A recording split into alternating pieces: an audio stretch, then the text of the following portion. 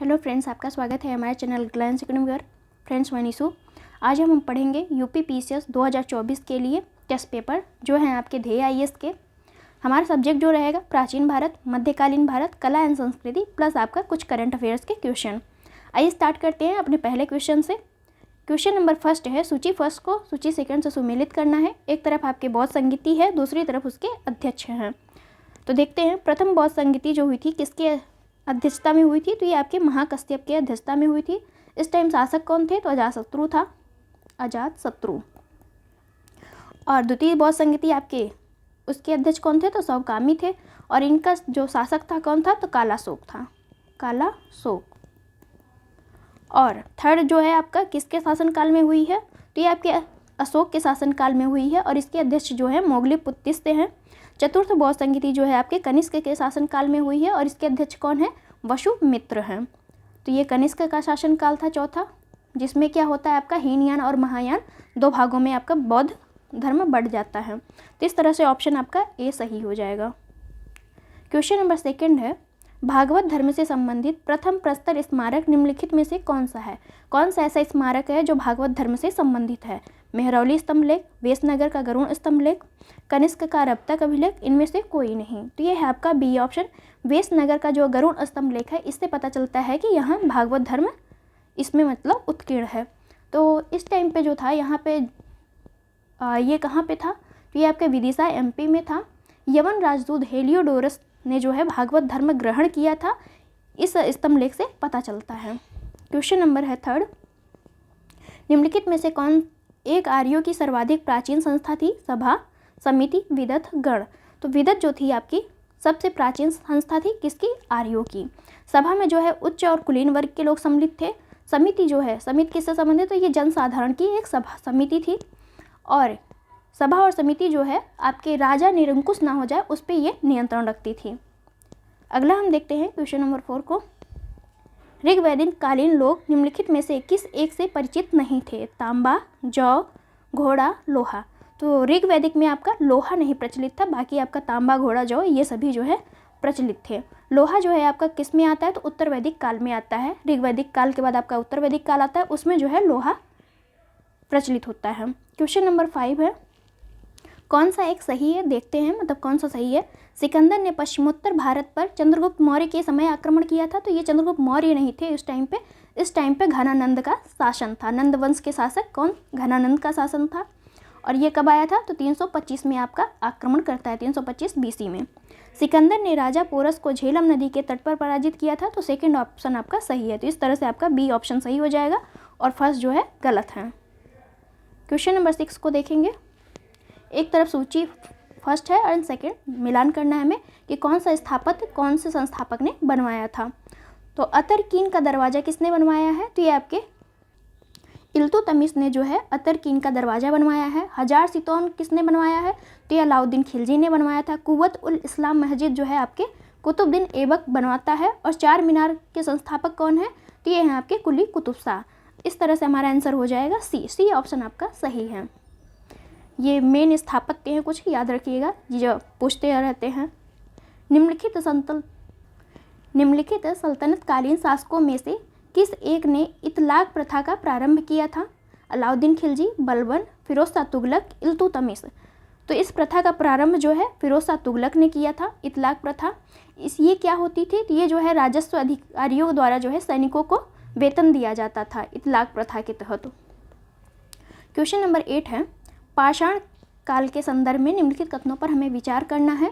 भारत में सर्वप्रथम मानव का साक्ष्य शिवालिक की पहाड़ियों से मिला है। तो मानव का सर्वप्रथम जो साक्ष्य मिला है वो नर्मदा घाटी से मिला है, न कि शिवालिक से मिला। कहाँ से? नर्मदा घाटी से मिला है। इस तरह से आपका फर्स्ट ऑप्शन गलत हो जाता है। पशुपालन के साक्ष्य भारत में आदमगढ़ जो आपका कहाँ पे है? तो एमपी में है। बागौर जो राजस्थान में है, यहाँ से पशुपालन के साक्ष्य मिले हैं। तो सेकेंड ऑप्शन आपका सही है, बी ऑप्शन सही है। अगला हम देखते हैं, ताम्रवती नामक पाषाणिक स्थल कौन सा था जहाँ के निवासी कृषक एवं पशुपालक दोनों थे तथा तांबा गलाना भी जानते थे? तो ये जो था आपका आहार संस्कृति जो थी इससे संबंधित।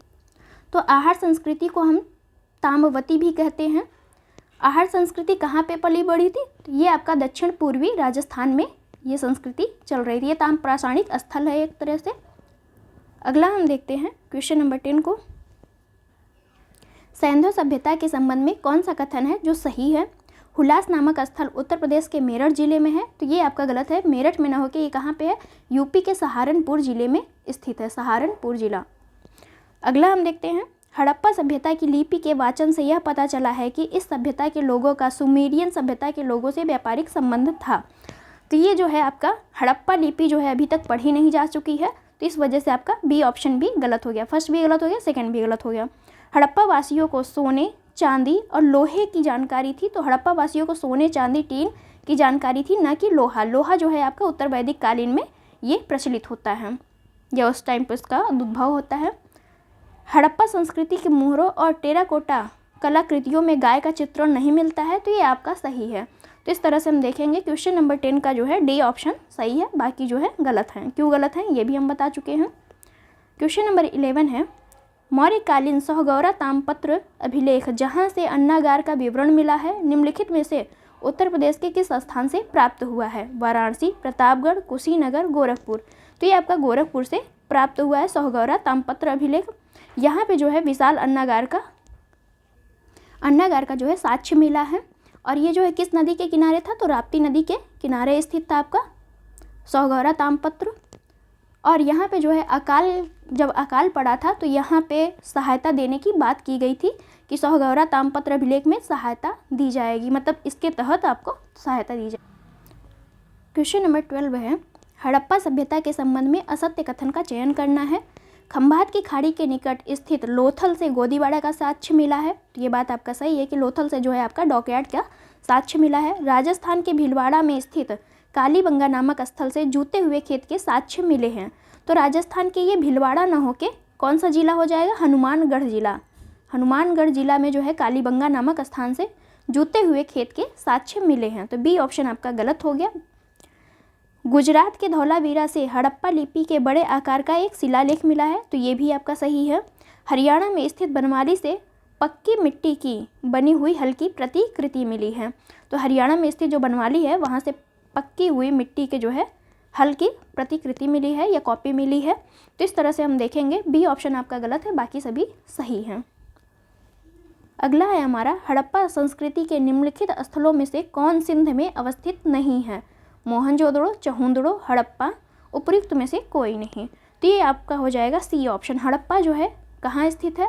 तो हड़प्पा जो है आपका पाकिस्तान के पंजाब में स्थित है, जबकि आपका मोहनजोदड़ो और चहुंदड़ो कहाँ पे स्थित है? तो पाकिस्तान के सिंध प्रांत में स्थित है।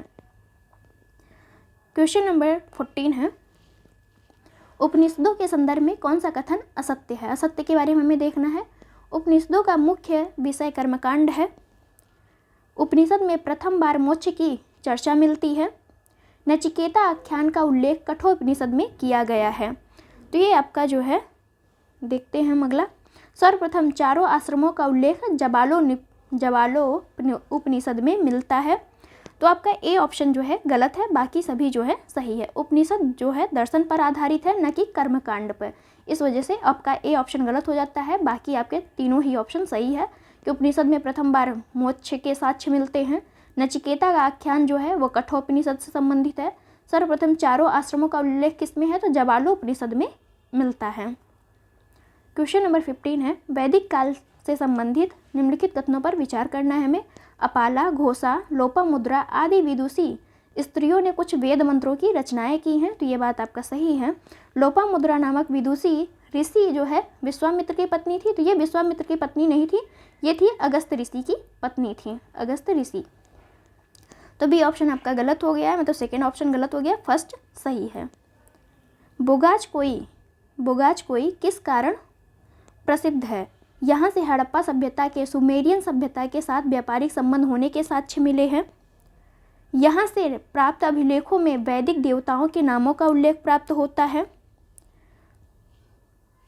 अफगानिस्तान में स्थित वह स्थल जहाँ से वैदिक सभ्यता से व्यापारिक संबंध के प्रमाण मिले हैं, यह मौर्य काल का सबसे प्राचीन अभिलेख है, जिससे चंद्रगुप्त व चाणक्य के विषय में जानकारी प्राप्त होती है। तो इस तरह से आपके सिर्फ बी ऑप्शन सही है कि यहाँ से प्राप्त अभिलेख में वैदिक देवताओं के नामों का उल्लेख किया गया है। एशिया माइनर में स्थित बोगाज कोई से लगभग 1400 ईसा पूर्व के अभिलेख प्राप्त हुए हैं। इन अभिलेखों में जो है ऋग वैदिक देवताओं, जिनमें हैं आपके इंद्र, वरुण, मित्र, नाशत्य, 4 देवताओं के जो है उल्लेख मिलता है एशिया माइनर के बोगाज कोई अभिलेख से। क्वेश्चन नंबर है 17, वैदिक सभ्यता के संबंध में कथनों पर विचार करना है। सिंधु नदी को ऋग्वेद में मातेतमा, देवीतमा, नदीतमा से संबोधित किया गया है। तो यहाँ पे सिंधु नदी को नहीं, सरस्वती नदी को, सरस्वती जो नदी थी उसको जो है ऋग्वेद में मातेतमा, देवीतमा और नदीतमा से संबोधित किया गया है। दसराग युद्ध विपाशा नदी के तट पर लड़ा गया। तो दसराग युद्ध जो है आपका विपाशा नदी का नहीं था, यहाँ पे था पुरुषणी नदी, जिसे हम आज क्या कहते हैं, रावी नदी कहते हैं। उस टाइम के पुरुषणी और आज की रावी नदी सेम ही है, बस नाम प्राचीन काल में उसका पुरुषणी था और आज जो नाम है उसका रावी है। तो दोनों ही ऑप्शन आपके गलत हैं। इस तरह से सत्य कौन हो जाएगा, तो ना तो एक सही है और ना ही 2 सही हैं। अगला हम देखेंगे क्वेश्चन नंबर 18 को। तमसो माँ ज्योतिर्गमय नामक कथन मूलतः कहाँ से लिया गया है? तो ये कौन से उपनिषद से या लिया गया है? तो ये जो है आपका बृहदारण्यक उपनिषद है, उससे जो है तमसो माँ ज्योतिर्गमन नामक कथन लिया गया है। इसका मतलब क्या होता है? अंधकार से प्रकाश की ओर इसका मतलब होता है। क्वेश्चन नंबर 19 है, महात्मा बुद्ध के संबंध में निम्नलिखित कथनों पर विचार करना है। महात्मा बुद्ध को महापरिनिर्वाण लिच्छवी के गणराज्य में प्राप्त हुआ। तो ये लिच्छवी के गणराज्य में न प्राप्त होकर मल्ल गणराज्य में जो है इनको महापरिनिर्वाण प्राप्त हुआ था। जहाँ पे महात्मा बुद्ध की मृत्यु हुई उसे क्या कहते हैं? मल्ल जो गणराज्य था वहाँ पे महात्मा बुद्ध की मृत्यु होती है और इनके मृत्यु को ही क्या कहते हैं? महापरिनिर्वाण कहते हैं। बुद्ध ने अपने जीवन की अंतिम वर्षा ऋतु श्रावस्ती में व्यतीत की थी। तो इन्होंने जो है अपनी अंतिम वर्षा ऋतु वैशाली में व्यतीत की थी, न कि श्रावस्ती में। सबसे ज़्यादा ये कहाँ पे ठहरे थे? तो श्रावस्ती था, लेकिन ये जो अंतिम वर्षा ऋतु थी ये कौन सी थी? ये आपकी वैशाली थी। इस तरह से दोनों ही कथन आपके असत्य हैं, तो सी ऑप्शन आपका सही हो जाएगा। क्वेश्चन नंबर है 20, प्रथम बौद्ध संगीति बुद्ध की मृत्यु के तत्काल बाद राजगृह के सप्तपर्णी गुफा में हुई थी। इस समय मगध का शासक कौन था? तो अभी हमने बताया था ऊपर वाले क्वेश्चन में कि इस टाइम मगध का शासक जो था वो था आपका अजातशत्रु। और यहाँ पे जो अध्यक्ष थे कौन थे? तो महाकश्यप इसके अध्यक्ष थे। ये कहाँ पे हुई थी? राजगृह के सप्तपर्णी गुफा में हुई थी। कब हुई थी? 483 BC में हुई थी। ये थी आपकी टोटल प्रथम बौद्ध संगीति के बारे में डिटेल। अब हम देखेंगे क्वेश्चन नंबर 21 को। तो निम्नलिखित कथनों पर विचार करना है और उपयुक्त में से कौन सा कथन महायान बौद्ध मत के विषय में सत्य है वो बताना है हमें। तो बौद्ध धर्म की महायान शाखा औपचारिक रूप से अशोक के शासनकाल में प्रकट हुई थी। तो ये बात गलत है। आपका चौथी बौद्ध संगीति जो होती है वो कहाँ पे होती है? तो ये होती है कुंडलवन में। ये कुंडलवन कहाँ है? तो कश्मीर में है। और इस टाइम शासक कौन था? तो कनिष्क शासक था। और इसके अध्यक्ष कौन थे? तो वसुमित्र थे चौथी बौद्ध संगीति के। इसी में जो है आपका चौथी बौद्ध संगीति में ही महायान शाखा और हीनयान शाखा नामक 2 भागों में आपका बौद्ध धर्म विभाजित हो जाता है। तो इस तरह से आपका फर्स्ट ऑप्शन गलत हो गया। सेकेंड हम देखेंगे, बौद्ध धर्म की महायान शाखा मूर्ति उपासना तथा अनुष्ठान में विश्वास करती है। तो ये बात आपका सही है। बोधिसत्व के पथ पर चलना इस मत में अनुकरणीय है। तो 2 और 3 दोनों ही ऑप्शन आपके सही हैं, बाकी फर्स्ट आपका गलत है। तो सी ऑप्शन आपका सही हो जाएगा। क्वेश्चन नंबर है 22, सारनाथ में अवस्थित भूमि स्पर्श मुद्रा वाली बुद्ध प्रतिमा का संबंध किस काल से है? गुप्त काल, कुषाण काल, शुंग काल, मौर्य काल। तो ये हो जाएगा आपका गुप्त काल से संबंधित है। पार्श्वनाथ के संदर्भ में असत्य कथन का चयन करना है हमें। पार्श्वनाथ जैन धर्म के 23वें तीर्थंकर थे। तो ये बात आपका सही है, 23वें पार्श्वनाथ थे और 24वें आपके महावीर स्वामी होते हैं। पार्श्वनाथ का जन्म अयोध्या के इक्ष्वाकु वंशीय शासक अश्वसेन के महल में हुआ था। तो पार्श्वनाथ का जन्म जो है अयोध्या न होके यहाँ पे वाराणसी के जो थे, वाराणसी के इक्ष्वाकी वंशीय शासक अश्वसेन के महल में हुआ था। तो बी ऑप्शन आपका गलत हो गया है। पार्श्वनाथ ने सम्मेद शिखर या सम्मेद पर्वत पर परिनिर्वाण प्राप्त किया या ज्ञान की प्राप्ति की। तो ये आपका सी ऑप्शन भी सही है। तो इस तरह से हमारा बी ऑप्शन सिर्फ गलत है, बाकी दोनों ही सही हैं। अगला है क्वेश्चन, निम्नलिखित में से कौन सा दर्शन या संप्रदाय भाग्य में अपने असीम विश्वास के कारण मनुष्य को भाग्य के सम्मुख असमर्थ बताता है। आजीवक, जैन, बौद्ध, वेदांत। तो ये आपका है आजीवक संप्रदाय। आजीवक संप्रदाय कहता है ये एक प्राचीन धार्मिक संप्रदाय है। इसमें यह कहा जाता है कि ईश्वर या कर्म में उनका विश्वास नहीं था। ये नियतिवादी या भाग्यवादी पे ज़्यादा विश्वास करते हैं, जिसके कारण मनुष्य को अपने भाग्य के सम्मुख जो है असमर्थ बताया जाता है कि जो होगा भाग्य के अनुसार ही होगा। मनुष्य चाहे जितना हाथ पैर मार ले, उससे कोई फर्क नहीं पड़ता है। तो अगला हम देखते हैं क्वेश्चन नंबर 25 को। क्वेश्चन नंबर 25 है, निम्नलिखित कथनों में से कौन सा कथन असत्य है, यह चुनना है। भागवत धर्म से संबंधित प्राचीनतम अभिलेखी ये साक्ष्य बेसनगर का गरुड़ स्तंभ लेख है। तो ये बात आपका सही है कि बेसनगर गरुड़ स्तंभ लेख से आपका भागवत धर्म से संबंधित साक्ष्य मिले हैं। देवकी के पुत्र कृष्ण का जो है वर्णन सर्वप्रथम छांदोग्य उपनिषद में मिलता है। तो ये भी आपका सही है। अलवार संतों का जो संबंध है वो वैष्णव धर्म से था। ये भी बात सही है। तो इस तरह से डी ऑप्शन हो जाएगा कि इनमें से कोई भी गलत नहीं है ऑप्शन आपका। क्वेश्चन नंबर है 26, निम्नलिखित कथनों में असत्य कथन का चयन करना है। यहाँ पे सत्य असत्य जरूर देख लिया करिए। खारवेल के हाथी गुम्फा अभिलेख से नंद राजा महापद्म नंद की कलिंग विजय के बारे में सूचना मिलती है। तो ये सही है। बुद्ध काल में अवंती का जो राजा था वो कौन था, तो चंड प्रदोत था।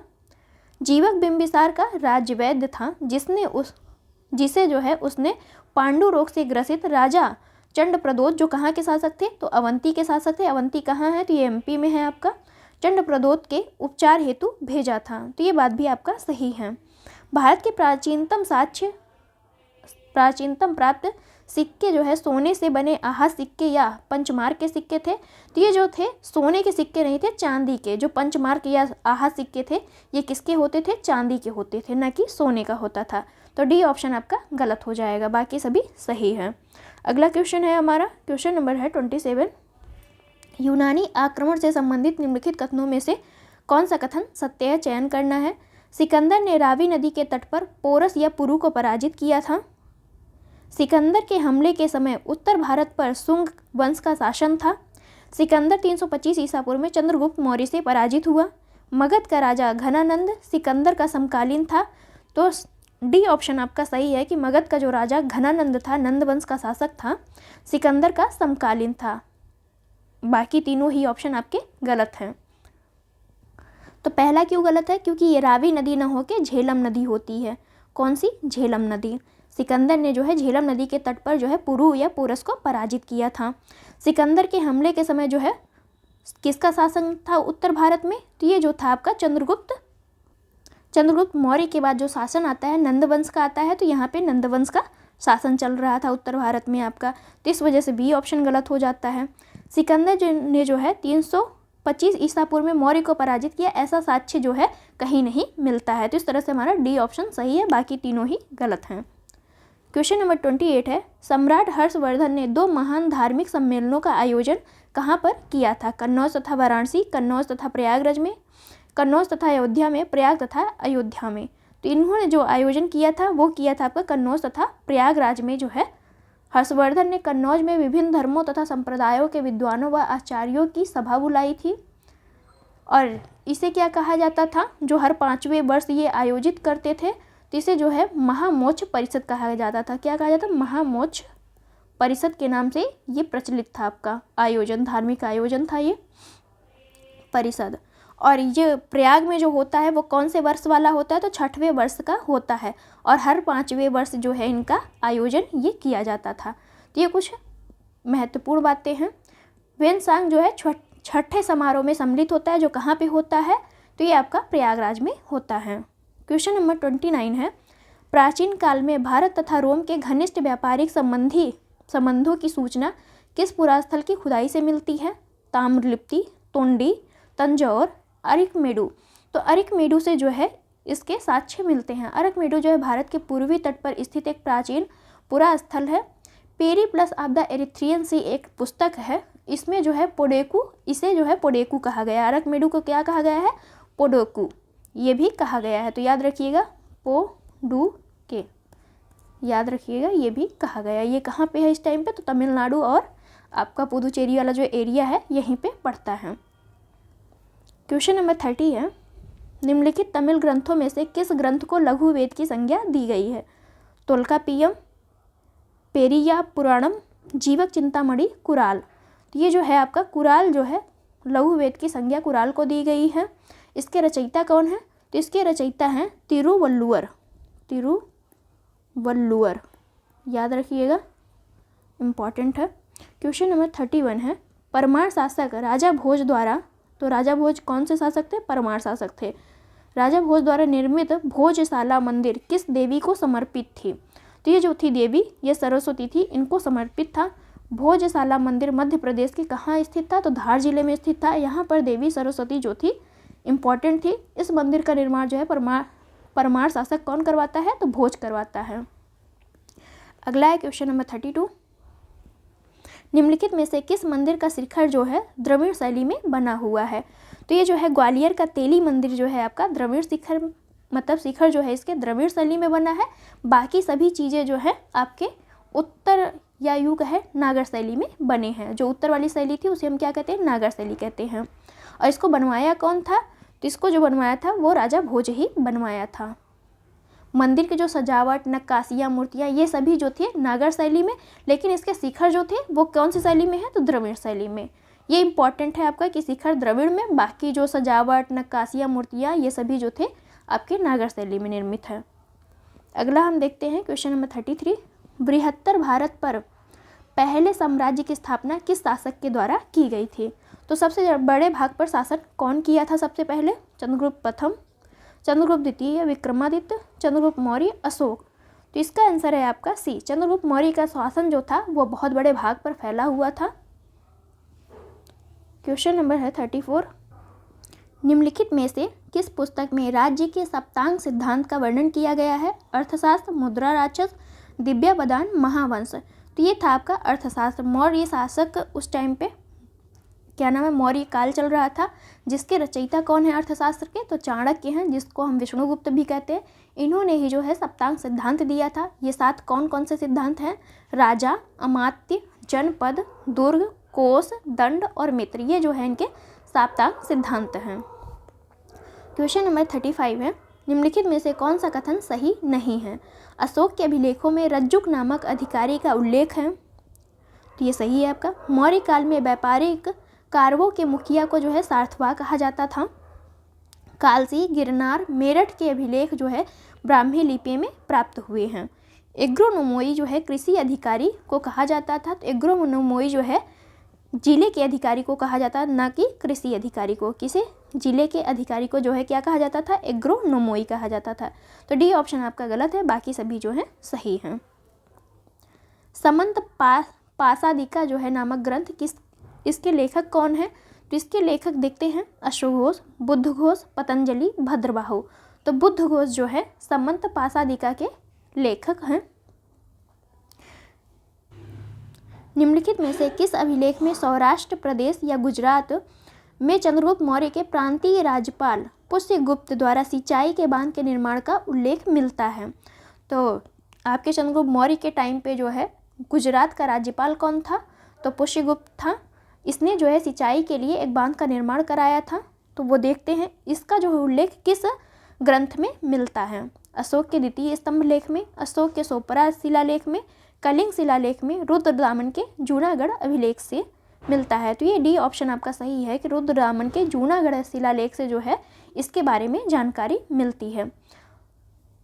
रुद्रदामन का जूनागढ़ अभिलेख है, ये कौन से वर्ष का है? तो 150 BC का है। 150 AD का है, न कि BC का। ये गुजरात में है। अगला हम देखते हैं क्वेश्चन नंबर 38, निम्नलिखित में से कौन सा कथन सही नहीं है? घोषिताराम मठ नालंदा में स्थित है। तो घोषिताराम मठ जो है नालंदा में न स्थित होकर कहाँ है? कौशाम्बी में स्थित है। कौशाम्बी में आपका घोषिताराम मठ स्थित है। रामाभर स्तूप कुशीनगर में स्थित है। तो ये आपका सही है। सहेत महत आपके श्रावस्ती में स्थित है। धमेक स्तूप जो है सारनाथ में स्थित है। तो इस तरह से ए ऑप्शन ही आपका गलत है, बाकी सभी जो है सही हैं। अब हम देखते हैं क्वेश्चन नंबर 39, कथन का चयन करना है कि कौन सा सही है। श्रीलंका स्थित अनुराधापुर से प्राक अशोक ब्राह्मी लिपि 4वीं शताब्दी ईसा पूर्व का पता चलता है। तो देखते हैं इसके बारे में हम। खरोष्टी लिपि जो है दाईं ओर से बाईं ओर लिखी जाती है। तो इसका जो है आपका दोनों ही कथन सही है कि श्रीलंका स्थित जो अनुराधापुर है वहाँ से प्राग अशोक ब्राह्मी लिपि का पता चलता है, अशोक के पहले की ब्राह्मी लिपि का पता चलता है, ये बात यहाँ पे कही गई है। खरोष्टी लिपि जो है आपकी दाईं ओर से लेके बाईं ओर लिखी जाती है। तो दोनों ही कथन आपके सही हैं। निम्नलिखित में से कौन सही सुमेलित नहीं है? एग्रोनोमोई जो है वो आपका मार्ग निर्माण अधिकारी होता था। पौतवा अध्यक्ष जो है आपका तौल माप से संबंधित था। सूना अध्यक्ष जो है बूचड़ खाने का प्रभारी होता था। अकरा अध्यक्ष जो है किससे संबंधित था? तो ये आपके खान से संबंधित था, खानों के नियंत्रण से संबंधित था। वाणिज्य अध्यक्ष कौन था? तो ये जो है पर्णिया अध्यक्ष को वाणिज्य कहा जाता था, पर्णिया अध्यक्ष। तो इस तरह से डी ऑप्शन आपका सही नहीं है। 41 नंबर है, मौर्य काल में धर्म अस्थीय एवं कंटक शोधन क्या थे? राजकीय पुरोहित, राजकीय अधिकारी, न्यायालय, सोने व चांदी की मुद्राएं।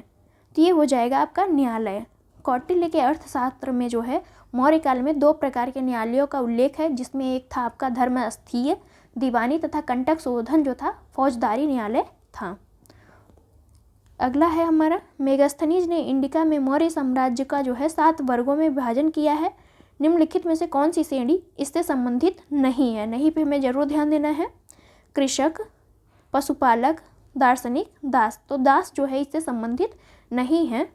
मेगास्थनीज ने मौर्य समाज को जो है 7 श्रेणियों में बांटा। कौन कौन से हैं ये 7 श्रेणी? तो एक आपका दार्शनिक हो गया, दूसरा आपका कृषक हो गया, तीसरा आपका पशुपालक हो गया, चौथा आपका कारीगर हो जाएगा चौथा, और 5वां हो जाएगा आपका योद्धा, और 6ठा हो जाएगा आपका निरीक्षक, 7वां हो जाएगा आपका सभासद। इतने भागों में जो है 7 भागों में बांटा था समाज को, भारतीय समाज को, सभासद। अगला है हमारा क्वेश्चन नंबर 43, निम्नलिखित में से किस शासक के सिक्कों पर बुद्ध का अंकन मिलता है? गौतमीपुत्र सातकर्णी, विमकटफिसेस, कनिष्क, हुविस्क। तो इसका आंसर है आपका सी, कनिष्क के जो है कुषाण शासक कनिष्क के सिक्कों पर बुद्ध का अंकन मिलता है। अगला है हमारा क्वेश्चन नंबर 44, रबतक अभिलेख का संबंध किस शासक से है? तो कनिष्क से जो है आपका रबतक अभिलेख का संबंध है।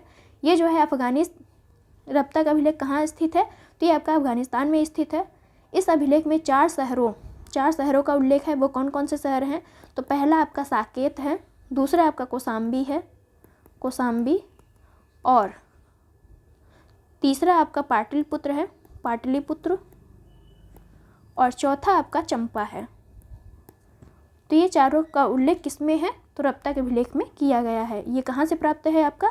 तो अफगानिस्तान से प्राप्त होता है। निम्नलिखित में से कौन सा युग्म सही सुमेलित है? तो देखते हैं कौन सा युग्म सही सुमेलित है। तक्षशिला लेख जो है आपका पतिक से संबंधित है। जूनागढ़ अभिलेख किससे संबंधित है? तो ये आपके रुद्रदामन से संबंधित है। रुद्रदामन जो आपका शासन कहाँ था? तो गुजरात में था, सौराष्ट्र में। गांधार कला किससे संबंधित है? तो ये आपका कुषाण काल से संबंधित है, कुषाण काल से।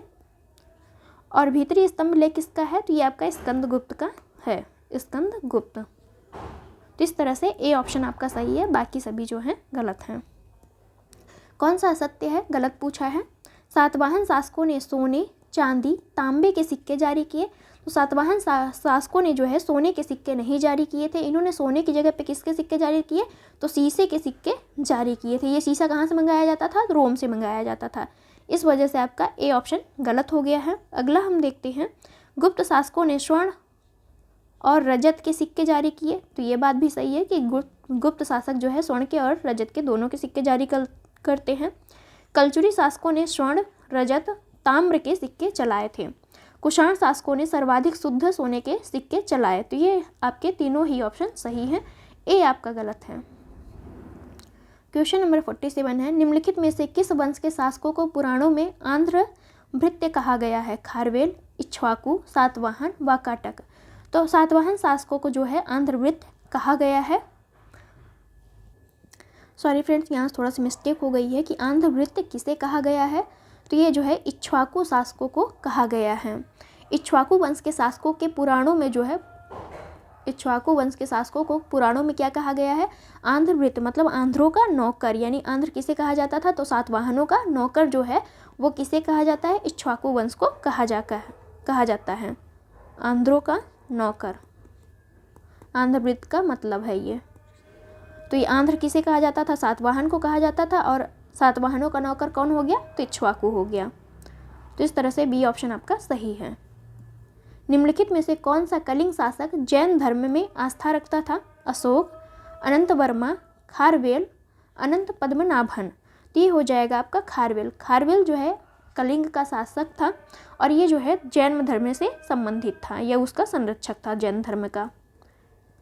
सेतुबंध नामक ग्रंथ की रचना किसने की थी? प्रवरसेन प्रथम, प्रवरसेन द्वितीय, समुद्रगुप्त, कुमारगुप्त। तो इसका आंसर है आपका बी। प्रवरसेन द्वितीय जो है सेतुबंध नामक ग्रंथ की रचना की थी।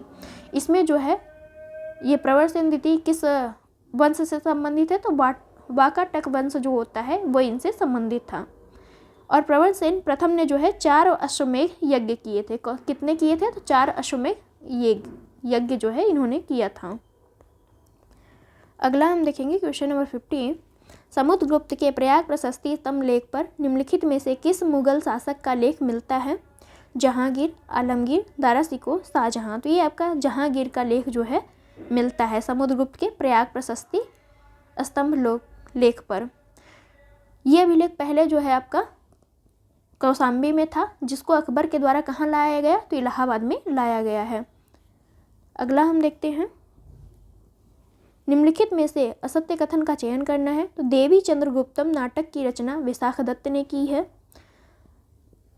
अगला देखेंगे, प्रयाग प्रशस्ति के रचनाकार हरिसेन है। मेहरौली स्तंभ लेख में चंद्र नामक राजा का वर्णन है। लीलावती के रचनाकार कौन है? आर्यभट्ट। तो ये आपका डी ऑप्शन गलत है कि लीलावती के रचनाकार कौन है? तो ये भास्कराचार्य है, न कि आर्यभट्ट है।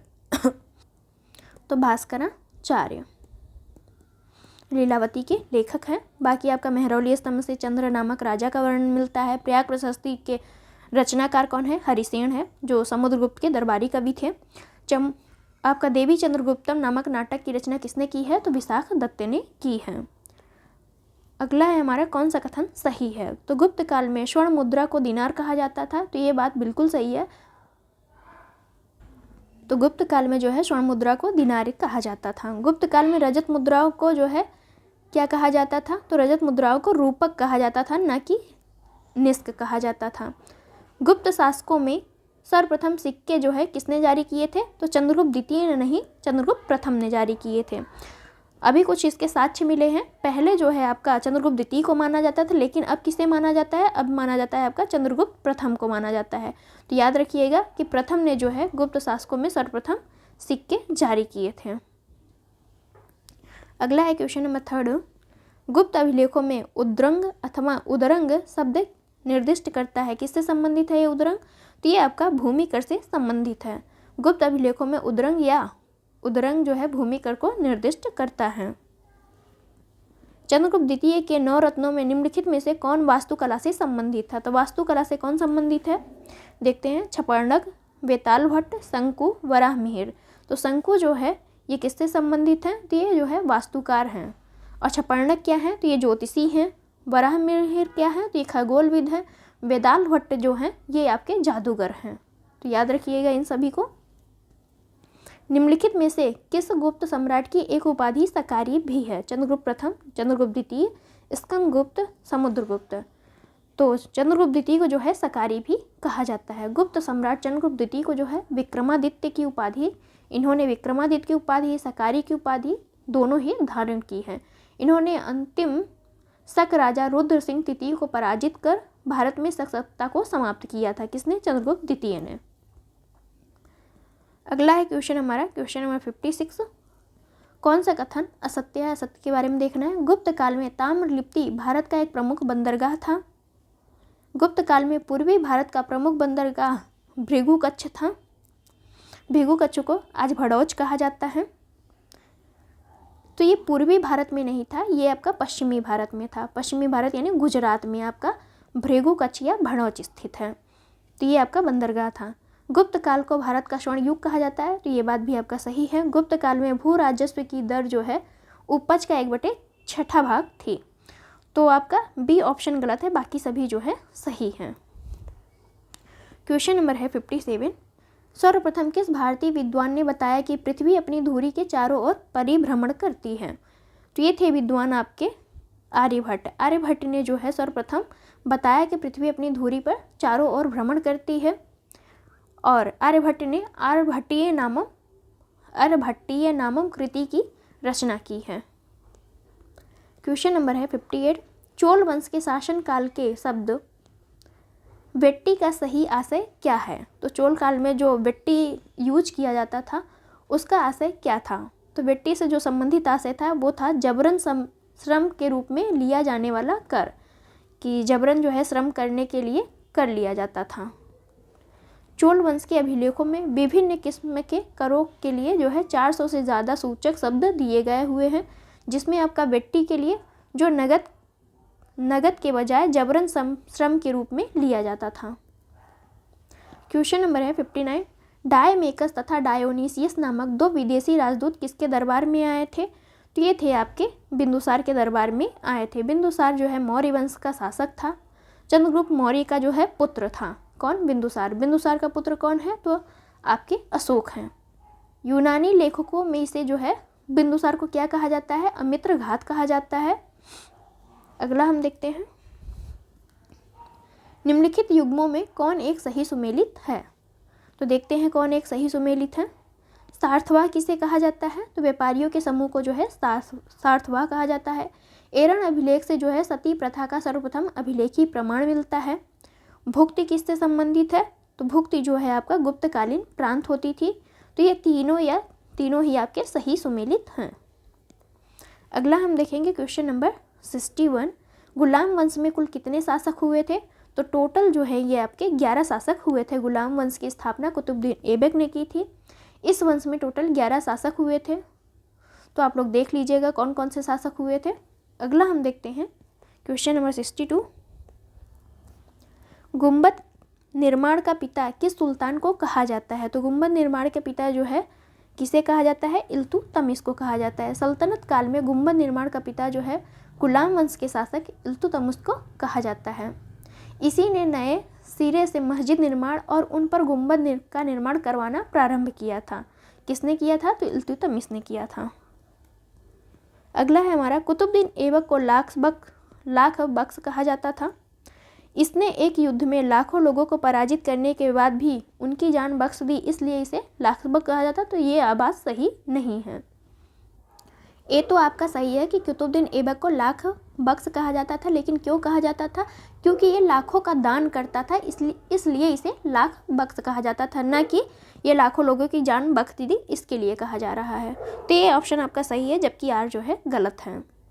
इसे कुरिल खां भी कहा जाता था कुतुबुद्दीन ऐबक को, क्योंकि ये कुरान का जो लेख होता है वो बहुत अच्छे से गाता था, या यूँ कहे बहुत सुरीली आवाज़ में गाता था, इसलिए कुरिल खां भी इसे कहा जाता है। निम्नलिखित में से कौन से कथन सही नहीं है? देखना हमें कौन सा कथन सही नहीं है। दिल्ली सल्तनत का वास्तविक संस्थापक इल्तुतमिश को माना जाता है, तो ये बात सही है आपका। कुतुबुद्दीन ऐबक ने कुतुब मीनार का निर्माण पूर्ण करवाया था, तो ये पूर्ण नहीं करवा पाया था, बीच में ही मर गया था, बस स्टार्ट करवाया था। पूर्ण कौन करवाता है? तो ये आपके इल्तुतमिश करवाता है। उसके बाद 2 मंजिले का और निर्माण कौन करवाता है? तो फिरोज शाह तुगलक 4थी और 5वीं मंजिल का निर्माण कराता है। बलबन ने अपने दरबार में सिजदा तथा पैबोस की प्रथा प्रारंभ की, तो ये बात भी सही है। तुगरिल खां ने अलाउद्दीन खिलजी के समय बंगाल में विद्रोह किया था। तो 2 और 4 आपके सही नहीं है, बाकी सभी जो हैं सही हैं। अगला है हमारा, अलाउद्दीन खिलजी ने दिल्ली में बाजार नियंत्रण व्यवस्था लागू की, तो ये सही है। वह अपने राज्य के नागरिकों को कम आमदनी में अधिक सुविधाएं देना चाहता था, तो ये तो सही है, लेकिन आर आपका गलत है कि दिल्ली सल्तनत में जो है अलाउद्दीन खिलजी ने दिल्ली में बाजार नियंत्रण व्यवस्था को लागू किया था। इस व्यवस्था को लागू करने के पीछे उसका उद्देश्य क्या था कि राज्य में एक बड़ी सेना रखना था और सैनिकों को एक निश्चित वेतन देना था। अगला हम देखते हैं क्वेश्चन नंबर 66। कौन सा कथन सही नहीं है? दीवान-ए-रियासत विभाग की स्थापना अलाउद्दीन खिलजी ने की थी। दीवान ए आमिर कोही की स्थापना मोहम्मद बिन तुगलक ने की थी। दीवान ए खैरात विभाग की स्थापना FST ने की थी या फिरोज शाह तुगलक ने की थी। दीवान ए अर्ज विभाग की स्थापना इल्तुतमिश ने की थी। तो इसका हो जाएगा आपका डी ऑप्शन गलत है, क्योंकि दीवान ए अर्ज की स्थापना बलबन ने की थी। बलबन ने की थी। ये अर्ज किससे संबंधित है? तो ये आपका सैन्य विभाग से संबंधित है। दीवान ए अर्ज किससे संबंधित है? सैन्य विभाग से। अगला है हमारा, अंगुत्तर निकाय में वर्णित महाजनपदों में से केवल 2 गणतंत्रात्मक स्वरूप के थे। वे 2 महाजनपद कौन थे?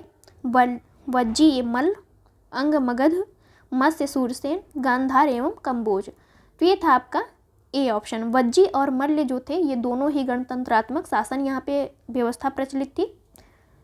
जो ये महाजनपद थे आपके 16, और उनमें से 2 ऐसे गणराज्य थे जिनमें गणतंत्रात्मक शासन चल रहा था। वज्जी जो आपका वैशाली में है, मल्ल जो है आपका कुशीनगर में है। अगला देखेंगे हम, निम्नलिखित में से किस स्थान पर पूर्व पाषाण काल से संबंधित अस्थि निर्मित मातृ देवी की प्रतिमा प्राप्त हुई है? लोहदा नाला क्षेत्र, कारेगांव, पल्लवरम, लूनी नदी क्षेत्र। तो इसका आंसर है आपका ए आपका सही है कि लोहदा नाला क्षेत्र जो बेलन घाटी यूपी में स्थित है से पूर्व पाषाण काल से संबंधित अस्थि निर्मित मातृ देवी की प्रतिमा यहाँ से प्राप्त हुई थी। अगला है हमारा 69 नंबर, कथनों पर विचार करना है। नायब ए मुमलकात पद का सृजन नासरुद्दीन महमूद के शासनकाल में हुआ। तो ये बात आपका सही है। तो यहाँ पे हमें थोड़ा सा करेक्शन करना है कि नायब ए मुमलकात का पद जो है सृजन कब हुआ था? तो ये जो है बहराम शाह के शासनकाल में सृजित हुआ था, ना कि नसरुद्दीन के शासनकाल में। तो इस तरह से आपका फर्स्ट गलत हो जाएगा। यह पद सबसे पहले एतगीन को दिया गया था। तो ये बात आपका सही है। इस तरह से बी ऑप्शन आपका सही है, बाकी फर्स्ट गलत हो जाएगा। क्वेश्चन नंबर 70, इल्तुतमिश के बारे में कथनों पर विचार करना है। इसने इक्ता व्यवस्था प्रारंभ किया। तो ये बात सही है। इसने 40 गुलाम सरदारों का संगठन बनाया। तो ये बात भी सही है। इसने बगदाद के खलीफा से सुल्तान पद की मान्यता प्राप्त की। तो ये भी सही है आपका। इसने चांदी का जीतल तथा तांबे का टंका सिक्के चलवाए। तो ये गलत है। इसने चांदी का टंका चलवाया था और तांबे का जीतल चलवाया था। तो जस्ट अपोजिट कर देना, ये दोनों ही आपस में सही हो जाएंगे। तो इस तरह से 1, 2, 3 आपके सही हैं, जबकि चौथा आपका सही नहीं है। अष्टभुजी मकबरों का निर्माण किस वंश के शासकों के समय किया गया था? तो ये थे उस टाइम के शासक कौन थे? तुगलक वंश थे। सल्तनत काल में अष्टभुजी मकबरों का निर्माण जो है तुगलक वंश के शासकों के समय में किया गया था। अब हम देखेंगे सूची फर्स्ट को सूची सेकंड सुमेलित करना है। एक तरफ पुस्तक है, दूसरी तरफ उसके लेखक हैं। मिलाते हैं कौन सी पुस्तक किस लेखक ने लिखी है। तो तारीख़ हिंद जो है अलवर्णी ने लिखी है। रहला जो है आपका इब्न बतूता ने लिखी है। तारीख़ नौसारी मिनहाज उस सिराज ने लिखी है। तारीख़ फिरोज शाही जो है आपके जियाउद्दीन बर्नी ने लिखी है। इस तरह से सी ऑप्शन आपका सही है। अगला क्वेश्चन है हमारा, कौन सा सुमेलित नहीं है? चंदावर का युद्ध कब होता है? तो ये आपका 1194 में होता है। किसके बीच होता है ये आप कमेंट बॉक्स में आंसर कीजिएगा। तैमूर का आक्रमण 1398 में होता है। तो ये बात भी सही है। पानीपत का प्रथम युद्ध जो है 1526 में होता है। चंगेज खान का आक्रमण जो है 1222 में न होकर कब होता है? 1221 में होता है, 21 BC में होता है। तो डी ऑप्शन आपका सही नहीं है। इस समय दिल्ली का सुल्तान कौन था? तो इल्तुतमिश था, याद रखिएगा। क्वेश्चन नंबर है 74, निम्नलिखित कथनों पर विचार करना है। दीवान ए विजारत विभाग का प्रमुख वजीर होता था जो लगान, कर व्यवस्था आदि की देखभाल करता था। विजारत का स्वर्णकाल खिलजी काल को कहा जाता था। तो इसका आंसर हो जाएगा आपका ए। केवल एक ही आपका सही है, दूसरा आपका सही नहीं है। वजीर जो है दीवान ए विजारत विभाग का प्रमुख होता था जो लगान, कर व्यवस्था, दान तथा सैनिक व्यय आदि की देखभाल करता था। विजारत का स्वर्णकाल तुगलक काल को कहा जाता है, न कि खिलजी काल को। तो यहाँ पे तुगलक काल होता तो ये आपका विजारत का स्वर्णकाल कहलाता। तो इस तरह से आपका ए ऑप्शन सही है। निम्नलिखित में से कौन अलाउद्दीन मसूद शाह से पूर्व दिल्ली का सुल्तान था? तो अलाउद्दीन मसूद शाह से पहले कौन दिल्ली का सुल्तान था? देखते हैं। रजिया, बहराम शाह, नसरुद्दीन महमूद, रकनुद्दीन फिरोज। तो इसका आंसर है आपका बी। बहराम शाह जो था ये आपका अलाउद्दीन मसूद शाह से पूर्व दिल्ली का सुल्तान था। अगला है हमारा क्वेश्चन नंबर 76, निम्नलिखित में से कौन सा युग्म सही सुमेलित नहीं है। तो देखते हैं कौन सा सही सुमेलित नहीं है। दीवाने रिसालत किससे संबंधित है। तो ये जो है धार्मिक मुद्दों से संबंधित विभाग था, न कि न्याय विभाग। किससे संबंधित था, धार्मिक से संबंधित था। दीवाने बंदगान दास विभाग था। दीवाने इंसा जो है सरकारी पत्र व्यवहार विभाग था। और दीवाने विजारत किससे संबंधित, वित्तीय मामलात से संबंधित विभाग थे। तो इस तरह से ए ऑप्शन आपका सही नहीं है। अगला हम देखेंगे, कुतुबुद्दीन ऐबक ने शुद्ध अरबी के सिक्के चलवाए। तो देखते हैं कौन सा सही है, कौन सा यहाँ पे गलत पूछा जा रहा है। ये भी ध्यान दीजिए कि गलत पूछा जा रहा है या सही। तो कुतुबुद्दीन ऐबक ने जो है अरबी के सिक्के चलाए। सिकंदर लोदी ने गड़े हुए खजाने में हिस्सा लिया। फिरोज शाह तुगलक ने खुम से लूट का धन जो होता था उसमें 4/भाग सैनिकों को तथा 1/भाग राजकोष में दिया जाता था। ये इसने डिवाइड किया था कि जो लूट का माल मिलता था 4/भाग सैनिकों को दिया जाता था, 1/5 भाग जो है अपने पास रख लेता था। अलाउद्दीन खिलजी ने सार्वजनिक सेवाओं में प्रजातीय विभेदीकरण की नीति को समाप्त किया था। तो इसका आंसर हो जाएगा आपका डी। 1 और 2 जो हैं आपके गलत हैं, बाकी 3 और 4 सही हैं। शुद्ध अरबी के सिक्के जो है सबसे पहले किसने चलाए थे, तो इल्तुतमिश ने चलाए थे, न कि कुतुबुद्दीन ऐबक ने। इल्तुतमिश ने जो है आपके शुद्ध अरबी के सिक्के चलाए। सिकंदर लोदी ऐसा सुल्तान था जिसने गड़े हुए खजाने में कोई हिस्सा नहीं लिया था। बाकी सभी ने लिया था लेकिन सिकंदर लोदी ने नहीं लिया था। तो इस तरह से आपका 1 और 2 गलत थे। अगला हम देखेंगे, क्वेश्चन नंबर 78 है, सिकंदर लोदी ने आगरा नगर की स्थापना की। तो ये आपका सही है कि सिकंदर लोदी ने जो है आगरा नगर की स्थापना कब की थी, तो 1504 में की थी। वह राजस्थान के शासकों पर नियंत्रण रखना चाहता था, इसीलिए तो जो है आगरा नगर की स्थापना सिकंदर लोदी ने की थी। तो इस तरह से ए ऑप्शन आपका सही हो जाएगा। कथन और कारण दोनों ही सही है, दोनों एक दूसरे की व्याख्या भी करते हैं। सिकंदर लोदी के बारे में निम्नलिखित कथनों पर विचार करना है। उसने गज-ए-सिकंदरी नामक पैमाना चलाया। उसने मुहर्रम पर ताजिया निकालने पर प्रतिबंध लगा दिया। उसने ज़कात या संपत्ति कर समाप्त कर दिया। वह तबला बजाने का शौकीन था। तो इसका आंसर हो जाएगा सी। 1, 2, 3 आपके जो है सही कथन है, बाकी चौथा आपका सही नहीं है। वह तबला बजाने का शौकीन नहीं था, वह शहनाई बजाने का शौकीन था, मतलब शहनाई सुनने का शौकीन था, न कि तबला बजाने का। तो इस तरह से आपका 1, 2, 3 सही है। अगला हम देखेंगे, निम्न में से किस सुल्तान का शासनकाल विजारत का स्वर्णकाल कहलाता है। तो अभी हमने किया था कि तुगलक वंश का जो शासनकाल होता है वो आपका विजारत का स्वर्णकाल कहलाता है। तो इसका आंसर हो जाएगा आपका बी। फिरोज शाह तुगलक का जो शासनकाल होता है वह विजारत का स्वर्णकाल कहलाता है। अगला हम देखेंगे, चित्तौड़ का कीर्ति स्तंभ राणा कुंभा के शासनकाल में निर्मित हुआ था। दिल्ली के पुराना किला के वर्तमान स्वरूप का निर्माण हुमायूं ने करवाया था। तो इसका आंसर हो जाएगा आपका ए। केवल एक सही है कि चित्तौड़ का कीर्ति स्तंभ राणा कुंभा के शासनकाल में निर्मित हुआ था। दिल्ली के पुराना किला के वर्तमान स्वरूप का निर्माण जो है किसने करवाया है, तो ये शेर शाह सूरी ने करवाया है, न कि हुमायूं ने करवाया है।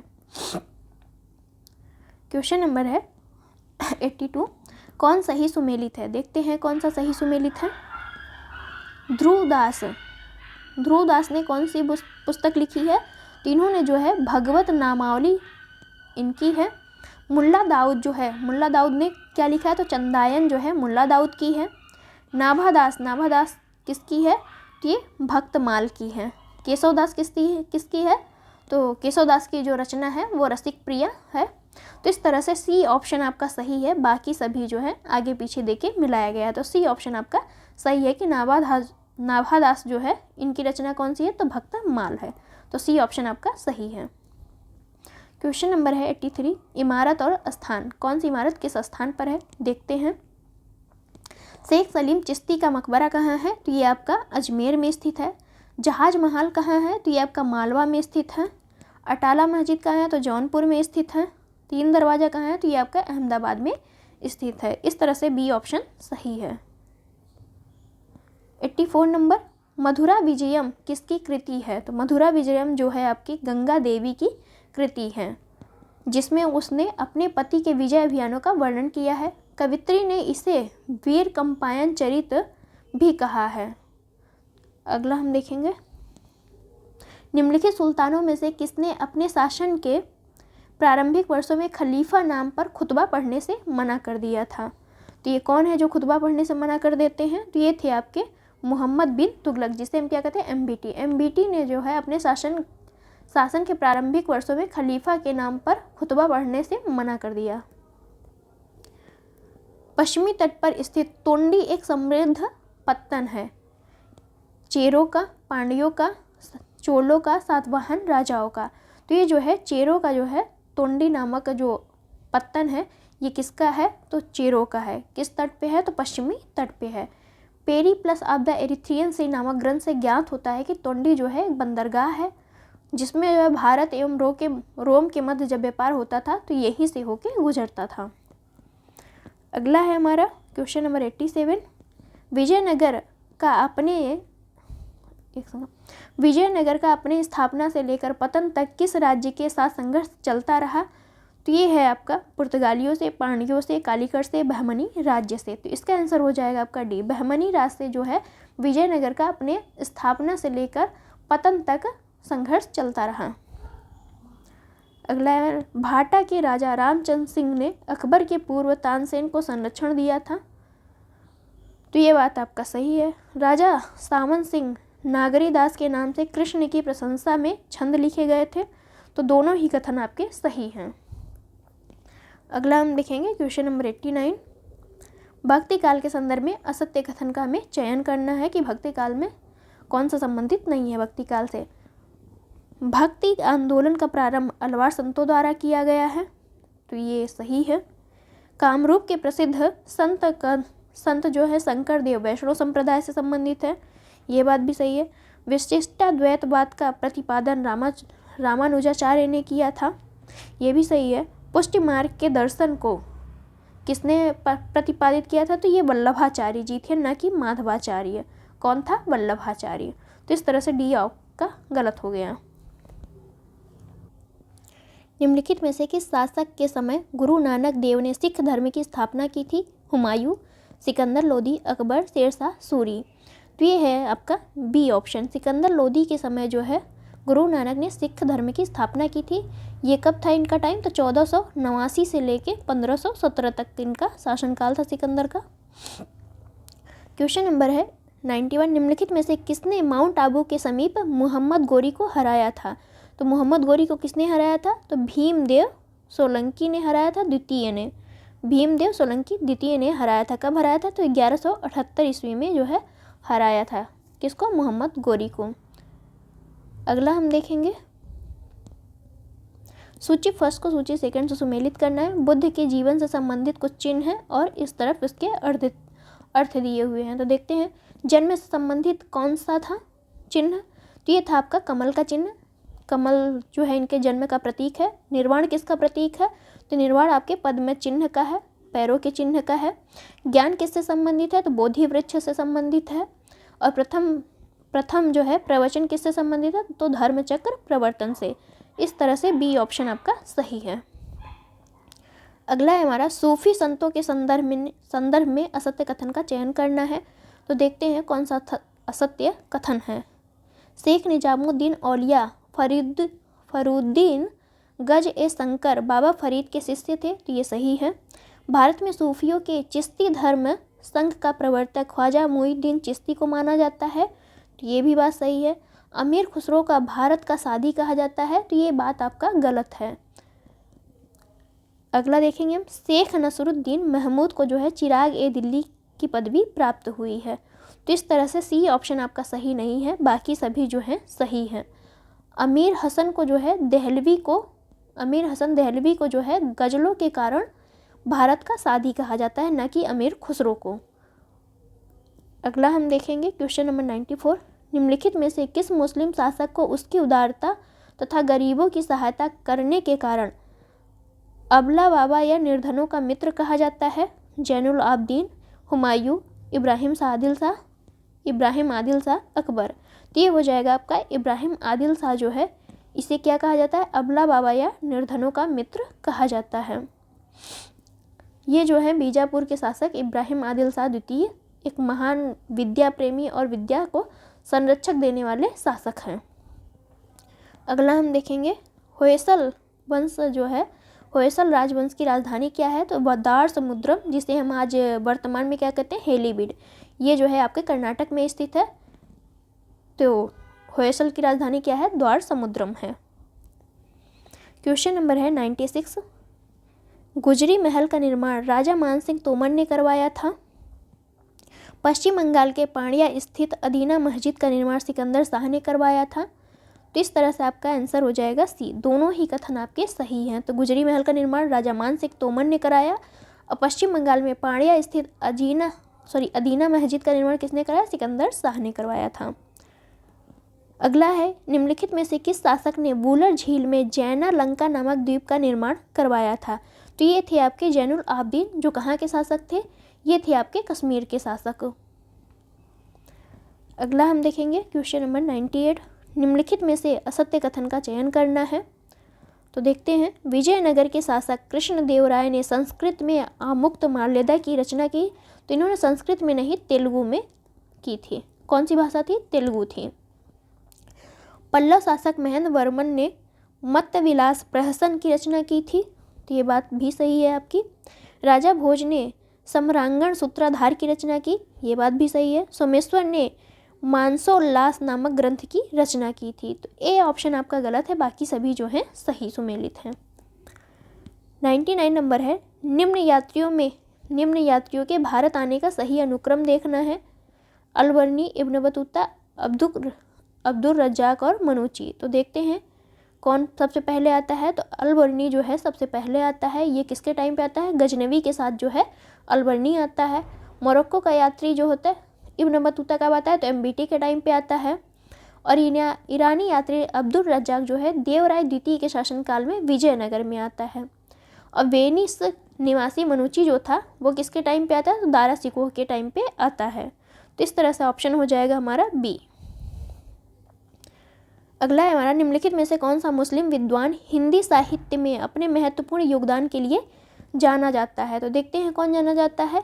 ये हैं आपके अब्दुल रहीम खाने खाना को हिंदी साहित्य में जो है उनके महत्वपूर्ण योगदान के लिए जाना जाता है। इनकी प्रसिद्ध ग्रंथ कौन सी है? तो रहीम सतसई जो है अब्दुल रहीम खाने खाना की ग्रंथ है, युग है, प्रसिद्ध लेख है इनकी सतसई। अगला है हमारा क्वेश्चन नंबर 101। एक तरफ कर है, दूसरी तरफ उसके प्रकार दिए हैं कि कौन सा कर किस में लगता है। देखते हैं। जजिया जो है गैर मुस्लिमों से लिया जाने वाला कर है। जकात जो है मुस्लिमों से लिया जाने वाला धार्मिक कर है। खुम्स जो है युद्ध में लूटपाट से प्राप्त धन है। तो इस तरह से जो है आपका डी ऑप्शन सही हो जाएगा। तीनों ही आपके सही सुमेलित दिए गए हुए हैं। एक तरफ रचना है, दूसरी तरफ उसके लेखक है कि कौन सी रचना किस लेखक ने की है। तो बृहत कथा कोश की रचना हरिसेन ने की है। अष्टाध्यायी की रचना आपके पाणिनि ने की है। लीलावती के रचनाकार कौन है?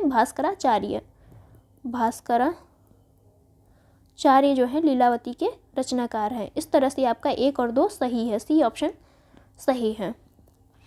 सन 1528 ईस्वी में प्रसिद्ध चंदेरी का युद्ध बाबर द्वारा निम्नलिखित में से किस सम्राट के विरुद्ध लड़ा गया था? तो ये था आपका मेदिनी राय। तो चंदेरी का युद्ध कब होता है? 1528 में होता है। बाबर और मेदिनी राय के मध्य लड़ा जाता है। अगला हम देखेंगे क्वेश्चन नंबर 104। शेरशाह सूरी के संबंध में कौन सा कथन सही नहीं है? चौसा के युद्ध में हुमायूं ने शेरशाह को पराजित किया। तो चौसा के युद्ध जो होता है उसमें आपके हुमायूं ने नहीं, शेरशाह ने हुमायूं को पराजित किया था। तो ए ऑप्शन ही आपका गलत हो जाएगा। चौसा का युद्ध कब होता है? तो 1539 में होता है। बिलग्राम के युद्ध में शेरशाह ने हुमायूं को पराजित किया। तो ये बात आपका सही है। दिल्ली में पुराना किला के भवनों का निर्माण शेरशाह ने करवाया था। तो ये भी सही है। सड़क ए आजम का निर्माण शेरशाह सूरी ने करवाया था। तो जीटी रोड जिसे हम ग्रैंड ट्रंक रोड कहते हैं उसका निर्माण किसने करवाया? शेरशाह सूरी ने ही करवाया था। तो इस तरह से तीनों ही ऑप्शन आपके सही हैं। ए वाला सिर्फ गलत है। अगला हम देखते हैं क्वेश्चन नंबर 105। अकबर के संबंध में निम्नलिखित में से कौन सा कथन सत्य है। देखते हैं कौन सा कथन सत्य है। तो अकबर ने जो है 1562 में दास प्रथा समाप्त कर दिया, ये भी सही है। अकबर ने 1563 में तीर्थ यात्रा कर को समाप्त कर दिया। 64 में जो है जजिया कर को समाप्त कर दिया। और अकबर ने जो है 1573 ईस्वी में अकबर ने घोड़ों को दागने की प्रथा जो का पुनः प्रचलन किया था। कब किया था? तो 1573 में। तो घोड़ों का दागने की प्रथा कब से स्टार्ट की? 1573 से की। तो 1, 2, 3 आपके सही हैं। क्वेश्चन नंबर है 106। निम्नलिखित में से किस शासक ने सैन्य व्यवस्था मनसबदारी पर आधारित थी? किसकी जो है सैन्य व्यवस्था मनसबदारी पर आधारित थी? तो ये था आपका अकबर। अकबर की सैन्य व्यवस्था आपका मनसबदारी पर आधारित थी। मनसब का अर्थ होता है श्रेणी या पद। यह व्यवस्था आपका दशमलव पर आधारित थी। अगला है क्वेश्चन नंबर 7, 107 मतलब जहांगीरी महल का निर्माण किसने करवाया था? तो जहांगीरी महल का निर्माण जो है आपके अकबर ने करवाया था। जहांगीरी महल का निर्माण अकबर ने अपने पुत्र और उत्तराधिकारी जहांगीर के लिए जो है आगरा में करवाया था। लीलावती का फारसी अनुवाद निम्नलिखित में से किसने किया? तो लीलावती का जो फारसी में अनुवाद किया था वो फैजी ने किया था। बदायूं ने जो है बदायूं ने रामायण का जो है फारसी में अनुवाद किया। अबुल फजल ने जो है कालिया दमन का जो है फारसी में अनुवाद किया था। क्वेश्चन नंबर है 109। निम्नलिखित में से कौन अकबरकालीन चित्रकार नहीं है? तो अकबरकालीन चित्रकार आपका कौन नहीं है? हरिवंश, बसावन, मिस्किन, शेख मुबारक। तो शेख मुबारक जो हैं आपके अकबरकालीन चित्रकार नहीं हैं। अबुल फजल ने आईने अकबरी में हरिवंश, दसवंत, बसावन, मिस्किन, तारा आदि अकबरकालीन चित्रों के नाम बताए हैं, चित्रकारों के नाम बताए हैं। तो अगला हम देखते हैं क्वेश्चन नंबर 110। विलियम हॉकिंस को इंग्लिश खां की उपाधि किस शासक ने दी थी? तो ये आपके जहांगीर ने दी थी विलियम हॉकिंस को इंग्लिश खां की उपाधि। और जहांगीर ने इसको जो है 400 मनसब भी प्रदान किया था। किसको? तो विलियम हॉकिंस को। अगला है हमारा क्वेश्चन नंबर 111। गुप्तकालीन शासक और उपाधि दी हुई है। तो देखते हैं कौन से शासक को कौन सी उपाधि दी गई है। स्कंदगुप्त को जो है क्रमादित्य की उपाधि दी गई है। कुमारगुप्त को महेंद्रादित्य की उपाधि दी गई है। चंद्रगुप्त प्रथम को जो है ये है आपके महाराज धीराज की उपाधि इन्होंने धारण की थी। चंद्रगुप्त द्वितीय को जो है विक्रमादित्य की उपाधि दी गई थी। तो इस तरह से सी ऑप्शन आपका सही हो जाएगा। निम्नलिखित में से किस मध्यकालीन कवि को पूर्व का होमर की उपाधि प्रदान की गई है? तो पूर्व का होमर किसे कहा जाता है? तो ये है फिरदौसी। फिरदौसी को जो है आपका पूर्व का होमर कहा जाता है। अगला है हमारा कौन सा सही सुमेलित नहीं है। निजामुद्दीन औलिया का मकबरा कहाँ है? तो इनका मकबरा जो है आपका दिल्ली में है। शेख सलीम चिश्ती का मकबरा कहाँ है? तो फतेहपुर सीकरी आगरा में है। शेरशाह सूरी का मकबरा बिहार के सासाराम में स्थित है। हुमायूं का मकबरा जो है आगरा में न होके कहाँ है? दिल्ली में स्थित है। दिल्ली में आपका हुमायूं का मकबरा स्थित है। तो इस तरह से डी ऑप्शन आपका सही नहीं है, बाकी सभी जो है सही है। कौन सा कथन सही नहीं है देखना है। शाहजहां ने कवि कलीम या अबू जलीह को राजकवि नियुक्त किया। मुमताज महल का असली नाम अर्जुमंद बानो बेगम था। दिल्ली की जामा मस्जिद का निर्माण जहांगीर ने करवाया था। शाहजहां ने अपनी राजधानी आगरा से दिल्ली स्थानांतरित की थी। तो सी ऑप्शन आपका सही है, सही नहीं है, बाकी जो सभी जो है सही है कि दिल्ली में जो है जामा मस्जिद का निर्माण किसने करवाया था? तो जहांगीर ने नहीं, शाहजहां ने करवाया था। किसने करवाया था? शाहजहां ने। अगला हम देखेंगे क्वेश्चन नंबर 115 को। मोहम्मद बिन तुगलक के शासनकाल में इब्न बतूता ने दिल्ली की यात्रा की। इसने अपना यात्रा वृत्तांत किताब उल रिहला में दिया। यह यात्रा वृत्तांत किस भाषा में लिखी गई है? तो अरबी में जो है आपका किताबुल रिहला जो है लिखी गई है इब्न बतूता के द्वारा। अगला हम देखेंगे 116 नंबर।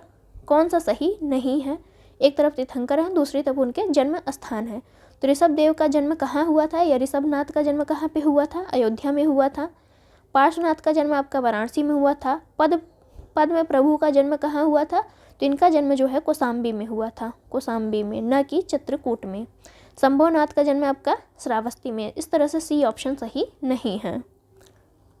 मज्म उल बहरीन किसकी रचना है? तो मज्म उल बहरीन जो है दारा सिकोह की रचना है।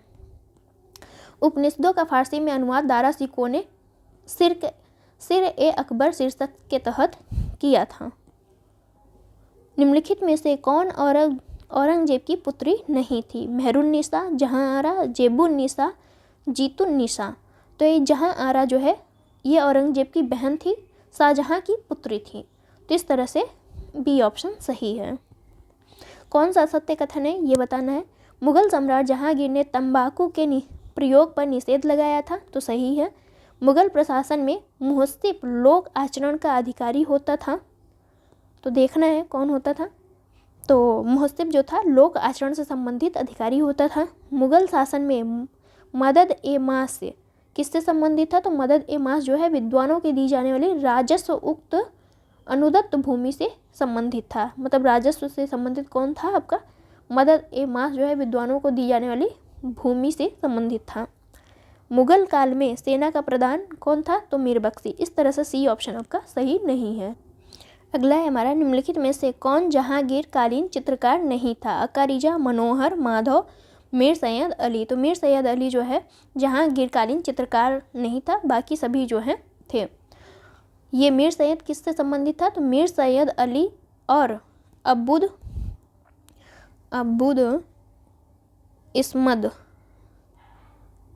इस्मद जो है किससे संबंधित थे? हुमायूं काल के चित्रकला के संबंधित थे। तो ये दोनों किससे संबंधित थे? हुमायूं काल से संबंधित थे। अगला हम देखेंगे क्वेश्चन नंबर 121 को।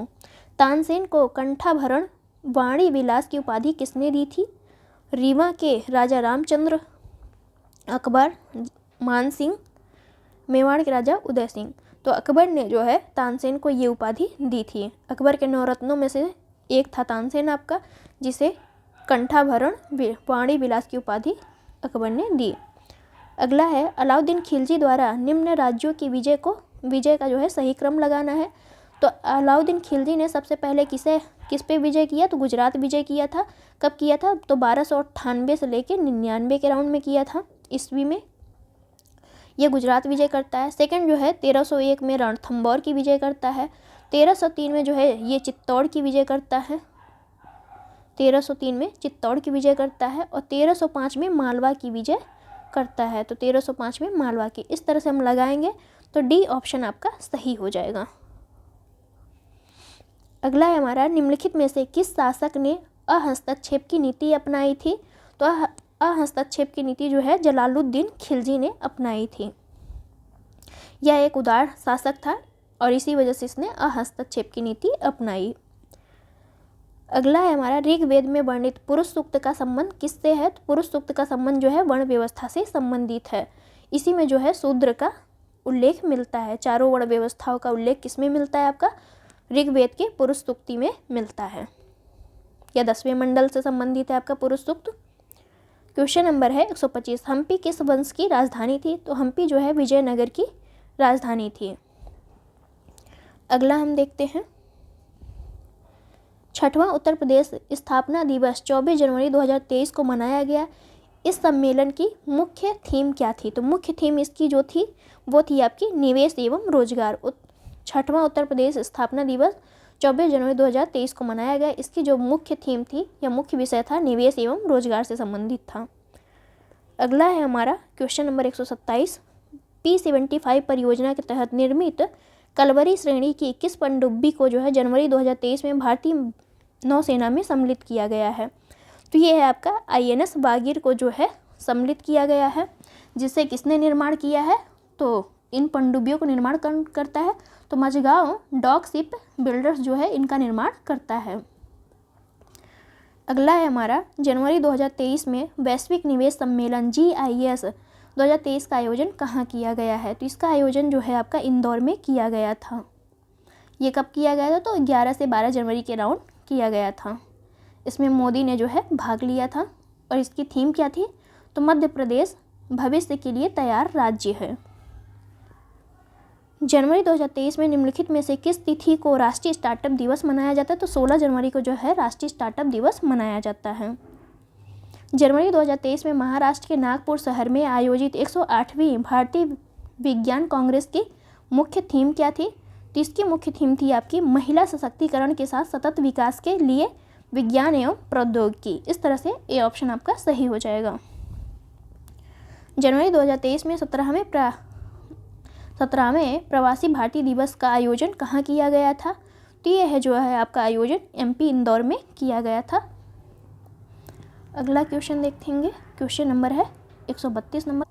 तो जनवरी 2023 में भारत अंतर्राष्ट्रीय विज्ञान महोत्सव 2022 का आयोजन कहाँ पे किया गया है? तो ये जो है आपका भोपाल मध्य प्रदेश में किया गया था। और इसकी थीम क्या थी? तो विज्ञान प्रौद्योगिकी और नवाचार के साथ अमृतकाल की ओर अग्रसर। अगला है हमारा, जनवरी 2023 में नलिन नेगी निम्नलिखित में से किसके अंतरिम मुख्य कार्यकारी अधिकारी नियुक्त हुए हैं? तो ये हुए हैं आपके भारत पे के।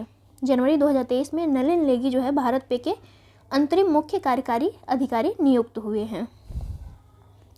अगला है, जनवरी 2023 में निम्नलिखित में से कौन भारतीय सेना द्वारा विश्व के सबसे ऊंचे युद्ध क्षेत्र सियाचिन में तैनात होने वाली पहली महिला अधिकारी बनी है? तो ये हैं आपकी कैप्टन शिवा चौहान जो है पहली महिला अधिकारी बनी है। जो कहाँ पे नियुक्ति है इनकी? तो सियाचिन क्षेत्र में है। जनवरी 2023 में 11वें जैव ऊर्जा शिखर सम्मेलन 2023 का आयोजन कहाँ संपन्न हुआ है? तो ये जो है आपका नई दिल्ली में आयोजन इसका हुआ है। इसकी थीम क्या है? तो ऊर्जा पारेषण एक सतत भविष्य के लिए समाधान है। अगला है, जनवरी 2023 में निम्नलिखित में से कौन सीमा सड़क संगठन या BRO के विदेशी प्रोजेक्ट में तैनात होने वाली प्रथम महिला ऑफिसर बनी हैं? तो ये हैं आपकी सुरभि जखमोला जो है, इन्होंने BRO के विदेशी प्रोजेक्ट में तैनात होने वाली प्रथम महिला ऑफिसर बनी हैं। जनवरी 2023 में निम्नलिखित में से किसके द्वारा उत्कर्ष 2.0 के नाम से अपनी मध्यम अवधि की रणनीति की रूपरेखा शुरू की गई है? तो ये है बी ऑप्शन, भारतीय रिजर्व बैंक द्वारा ऐसा किया गया है। अगला क्वेश्चन हम देखें, जनवरी 2023 में किस देश के ओडेसा शहर को यूनेस्को द्वारा लुप्त प्राय विश्व धरोहर स्थलों की सूची में सम्मिलित किया गया है? तो ये यूक्रेन का जो है ओडेसा शहर है, इसको किसमें सूचित किया गया है? तो लुप्त प्राय विश्व धरोहर स्थल में सूचित किया गया है। जनवरी 2023 में निम्नलिखित में से किस राज्य में सुन्नी बांध जल विद्युत परियोजना हेतु केंद्र सरकार द्वारा निवेश को मंजूरी प्रदान की गई है? तो ये है आपकी हिमाचल प्रदेश की एक परियोजना है, सुन्नी बांध जल विद्युत परियोजना। अगला है हमारा, जनवरी 2023 में जारी मानवता स्वतंत्रता सूचकांक 2022 में भारत का स्थान है। भारत का स्थान कौन सा है? तो ये है आपका 112वां स्थान जो है मानव स्वतंत्रता सूचकांक में भारत को मिला हुआ है। जनवरी 2023 में रूनी वर्णमाला में लिखित विश्व की सबसे प्राचीनतम शिलालेख रून स्टोन की खोज कहाँ पर की गई है? तो रून स्टोन की खोज जो है ओस्लो नॉर्वे में जो है की गई है। जनवरी 2023 में बालकृष्ण विट्ठल दास दोषी का निधन हो गया है। वह एक थे, वो क्या थे? तो वो जो थे आपके वास्तुकार थे। इनको जो है प्रित्जर आर्किटेक्चर 2018 में मिला था। ये प्रथम भारतीय थे जिनको प्रित्जर आर्किटेक्चर प्राइज मिला था 2018 में।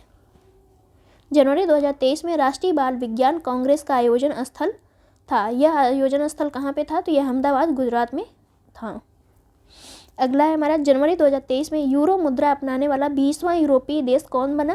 तो ये आपका क्रोएशिया बना था। अगला है क्वेश्चन नंबर 145 नंबर, जनवरी 2023 में भारत की हाथ से बुनी 75 साड़ियों का उत्सव साड़ी महोत्सव का आयोजन किस नाम से किया गया था? तो ये आपका विरासत साड़ी महोत्सव के नाम से किया गया था। जनवरी 2023 में राज्य मंत्रियों के प्रथम अखिल भारतीय जल सम्मेलन का आयोजन कहाँ पे संपन्न हुआ? तो ये आपके भोपाल MP में संपन्न हुआ था। अगला हम देखेंगे क्वेश्चन नंबर है 147, जनवरी 2023 में प्रारंभ की गई बाइंड योजना किससे संबंधित है? तो बाइंड योजना जो है आपके प्रसार भारती एवं दूरदर्शन के बुनियादी ढांचे के उन्नयन से संबंधित है। अगला हम देखेंगे क्वेश्चन नंबर 148, जनवरी 2023 में IFOAM ऑर्गेनिक्स इंटरनेशनल द्वारा जारी डेटा के अनुसार 2020 में जैविक खेती करने वाले शीर्ष देशों में भारत का स्थान कौन सा है? तो भारत का स्थान जो है तीसरा है। इससे पहले कौन कौन है? तो पहले पे आपका अर्जेंटीना है, दूसरे पे आपका उरुग्वे है। 149वां नंबर क्वेश्चन, जनवरी 2023 में किस पूर्वोत्तर राज्य द्वारा सामाजिक एवं भावनात्मक शिक्षा को प्रोत्साहित करने हेतु सहर्ष नामक एक विशेष शिक्षा कार्यक्रम प्रारंभ किया गया है? तो ये है आपका त्रिपुरा। त्रिपुरा के द्वारा ऐसे कार्यक्रम प्रारंभ किया गया है सहर्ष नामक कार्यक्रम को। निम्नलिखित कथनों पर विचार करना है। जनवरी 2023 में वरुण 2023 वायु सैन्याभ्यास का आयोजन भारत एवं फ्रांस के मध्य किया गया। तो जनवरी 2023 में वरुण 2023 का वायु में नहीं हुआ, ये नौसेना अभ्यास था, न कि वायु सैन्याभ्यास था। इसका आयोजन स्थल हिंडन एयरबेस गाजियाबाद में था। तो इसका आंसर हो जाएगा सी, दोनों ही कथन, इसका आंसर हो जाएगा आपका डी, दोनों ही कथन जो है आपके असत्य हैं, एक भी कथन सत्य नहीं है। तो ये जो है नौसैन्य अभ्यास था, इसलिए ये गलत हो गया आपका। सेकंड क्यों गलत हो गया? क्योंकि ये कहाँ पे हुआ था? भारत के पश्चिमी तट पे हुआ था, न कि हिंडन एयरबेस पे हुआ था। तो इस तरह से आपका 150 क्वेश्चन पूरे हो गए। आपको वीडियो कैसी लगी जरूर बताइए कमेंट बॉक्स में। Thank you for watching friends.